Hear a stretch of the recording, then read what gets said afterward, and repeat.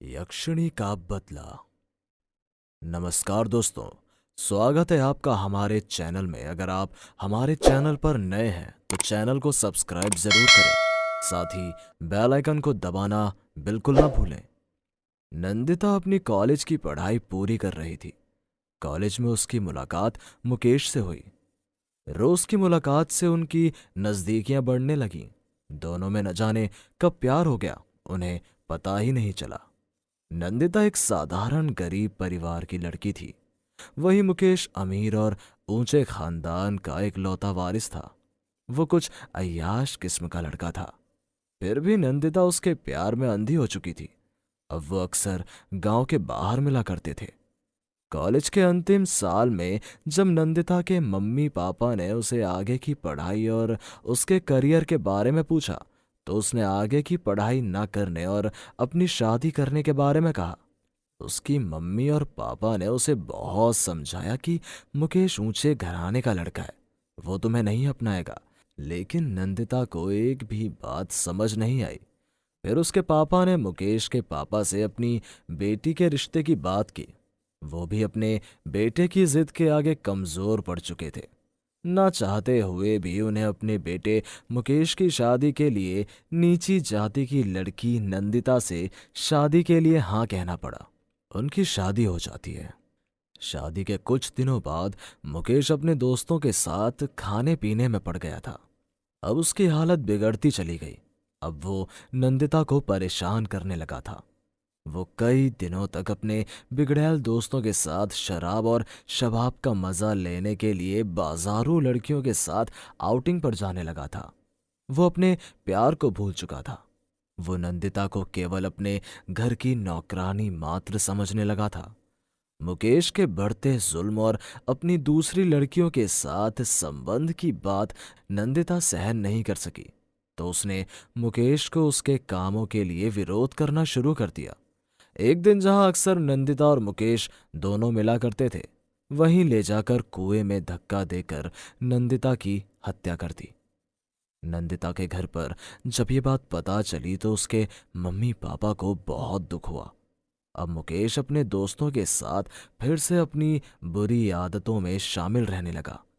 नंदिता की आत्मा को शांति नहीं मिल रही थी, इसलिए वो एक यक्षिणी बन गई और उसने मुकेश और उसके जैसे प्यार में विश्वासघात करने वालों को सबक सिखाने की ठान ली। वो मनचले और लड़कियों को खिलौना समझने वाले मर्दों को अपने अलग अलग सुंदर और मनमोहिनी रूप धारण कर अपने जाल में फंसाकर अपने करीब ले आती, उनके साथ प्यार करने का नाटक करती, और जब वो उसके साथ संबंध बनाने के लिए कहते तो उन्हें अपने तेज नुकीले नाखूनों से उन्हें मौत के घाट उतार देती। अब तक नंदिता बहुत सारे फेकू आशिकों को उनके कुकर्मों की सजा दे चुकी थी, लेकिन उसका गुनहगार अभी तक उसकी पहुंच से बाहर था। अब उसने अपना अगला शिकार बनाने के लिए मुकेश और उसके दोस्तों का पीछा करना शुरू कर दिया। एक दिन रात को मुकेश और उसके दोस्त एक लड़की के साथ आउटिंग करने के लिए गाड़ी में जा रहे थे। रात के अंधेरे में उनकी गाड़ी लगातार चलती ही जा रही है। गाड़ी मुकेश ही ड्राइव कर रहा था। काफी आगे निकल जाने के बाद मुकेश को उस सुनसान रास्ते पर एक सुंदर लड़की पारदर्शी कपड़े पहने हुए खड़ी नजर आई।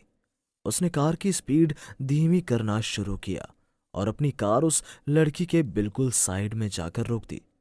तो उसके दोस्त श्याम ने कहा, अरे मुकेश, तूने इतनी सुनसान जगह पर गाड़ी क्यों रोक दी है?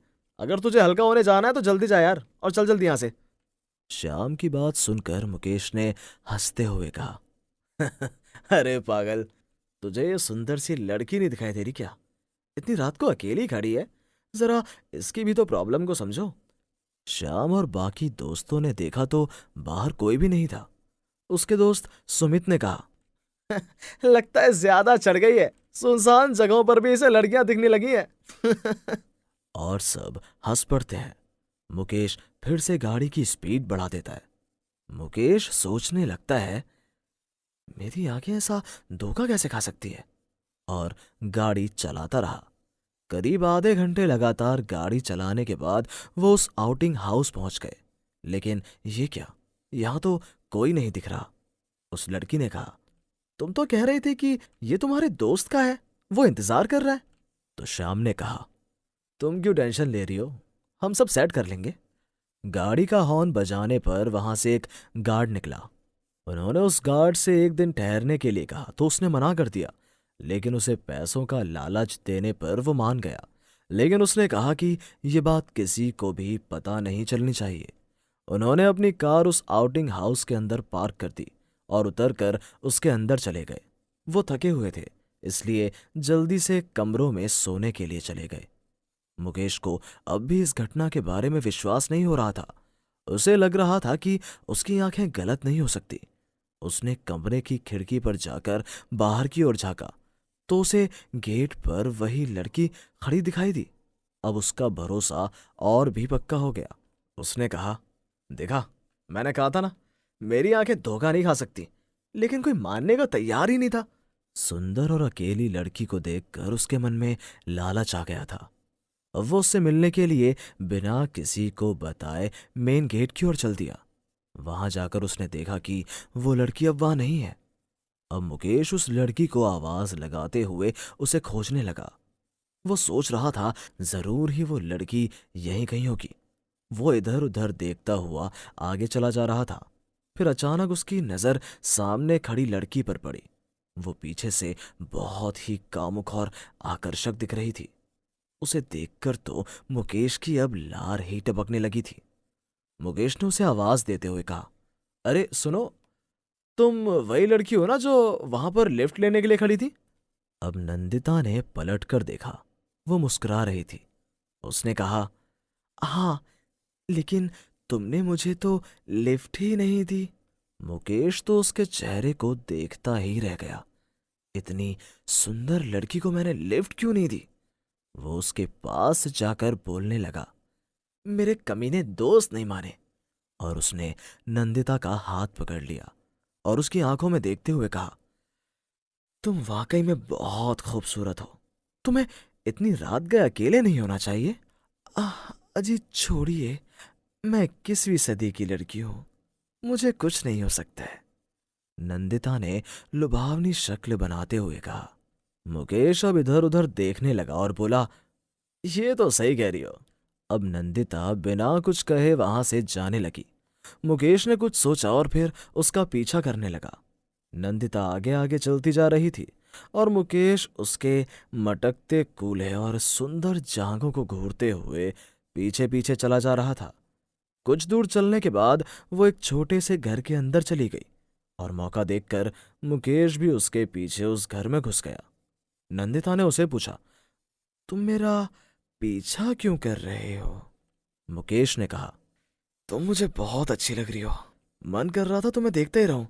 कहता हुआ मुकेश उसके वक्ष स्थलों को घूरते हुए बिल्कुल उसके पास आकर खड़ा हो गया और दोनों गले लग गए। कुछ देर बाद जब दोनों अलग हुए तो नंदिता ने पूछा, अब तुमने मेरे साथ सब कुछ कर लिया, क्या तुम अब मुझे साथ ले चलोगे। इस पर हंसते हुए मुकेश ने कहा, मैडम, इसमें साथ चलने वाली कौन सी बात है, जो भी हुआ वो हम दोनों की मर्जी से हुआ है। नंदिता हंसने लगी और बोली, तुमने दिखा दी ना अपनी औकात और कर ली ना अपनी ख्वाहिश पूरी।